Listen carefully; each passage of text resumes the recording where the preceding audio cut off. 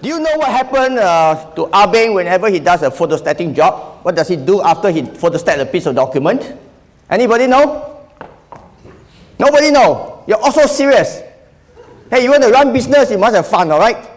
You must learn how to joke. Well, after a photostating job, Abeng will always take the photostated copy and the original copy and compare and make sure that it's the same. Business is about productivity. You cannot set up a business, set up systems, and hire people you cannot trust.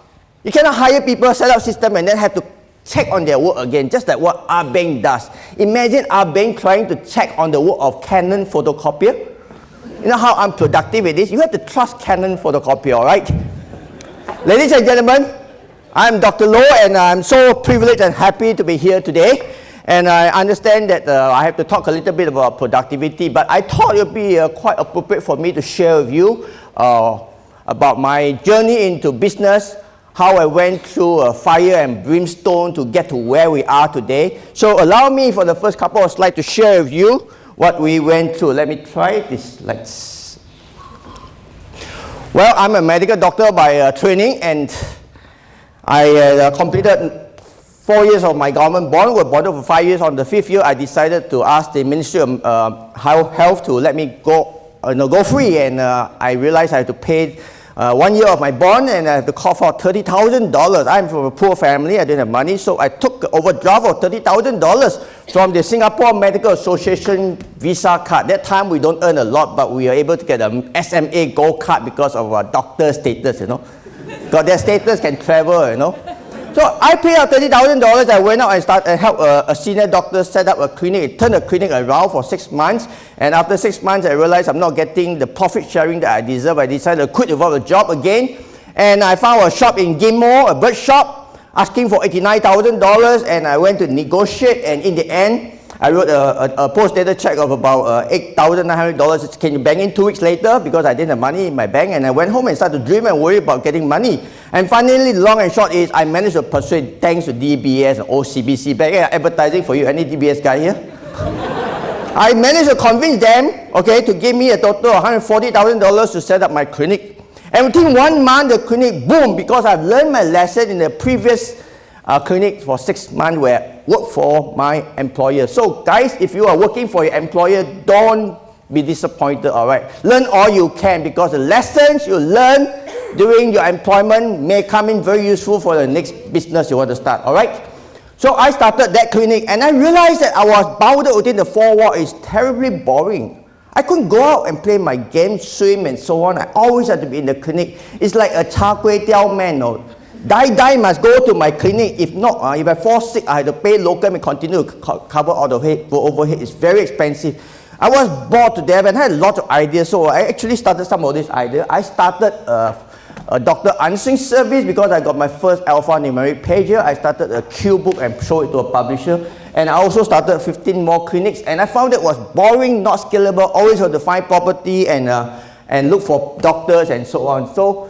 And during that first year of my medical practice, that's when I got the inspiration to form MHC. MHC, right now, we have linked up about 1,000 clinics in Singapore and another 500 in Malaysia. We have expanded into other countries as well. Essentially, what is MHC? We link up these clinics so that employees, can go and see the doctors without paying cash. Cashless outpatient visit. Insurance companies and corporations engage us, use our systems so that the employee do not have to go and see doctor, pay cash, and get the receipt and seek reimbursement. So we make that happen. So I had the idea because I realized as a solo GP, life was tough. We had to compete with big boys, and rental were high. We were buying drugs at a higher price because we were alone. We couldn't get contracts. The contracts go to big boys or big groups. And I also realized these employees are getting receipts to go back and seek reimbursement. And the tedious also was very, very, very cumbersome because the HR will have to take your receipt, do data entry, and so on. So I got this idea to marry the two issues together, solve the solo GP problem and solve the HR problem. So I conceived the idea of 1,000 to 2,000 clinic link up with some form of technology. At that time we don't have internet, and that was how we started. And I literally went on my knee to persuade the first 20 doctors to come on board, and I went out to see the boss of NKF and sign on them as the first customer. That was how we started, and that was tough because I had to continue to run my GP clinic. I juggle between the clinic hour. I shortened my hours to close at 3 p.m.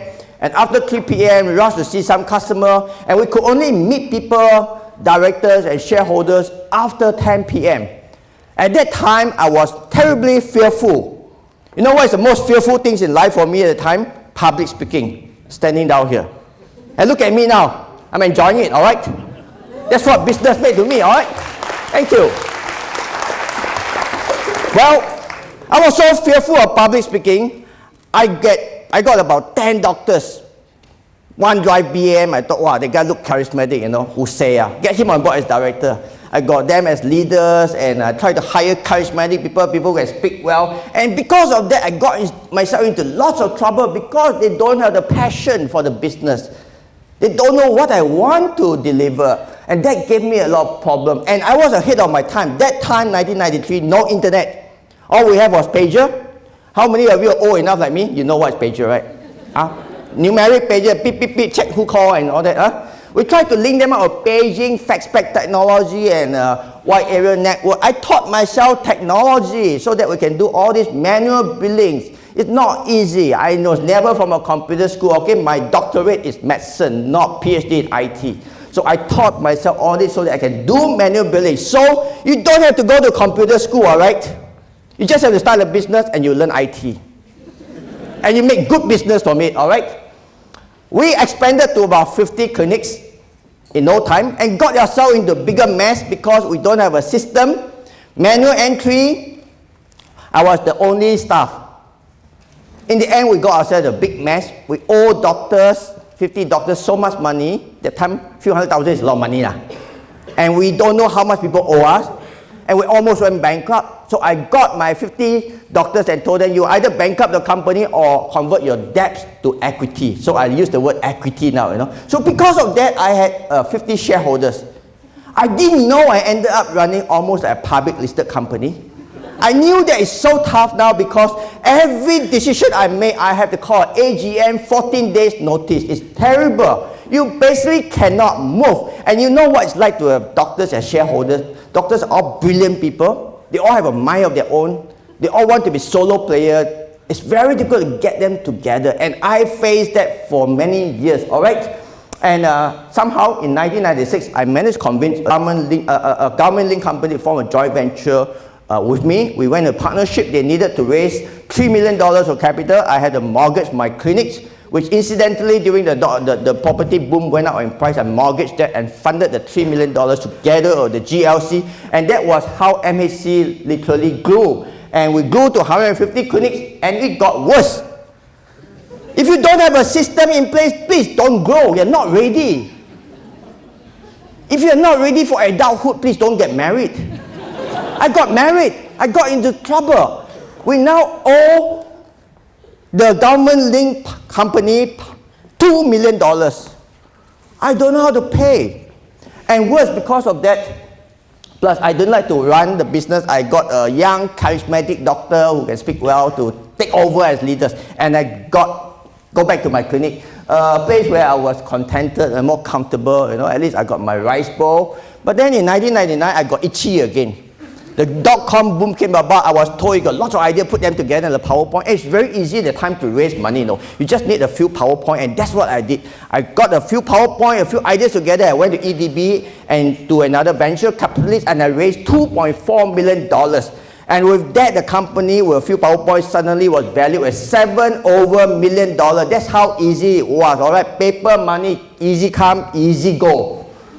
And we are told to project into the future, and again, the investors say that, no, you're not a manager, you're not professional, you're only a doctor, you're only a GP. Go back to run a GP. We hire professionals to run the business. So we hired professionals from MNC to run the business and recruited about 20 pretty girls to populate our office space of 1,000 square feet. And I got nothing to do, so I found myself venturing into speech recognition technology. It was quite fun.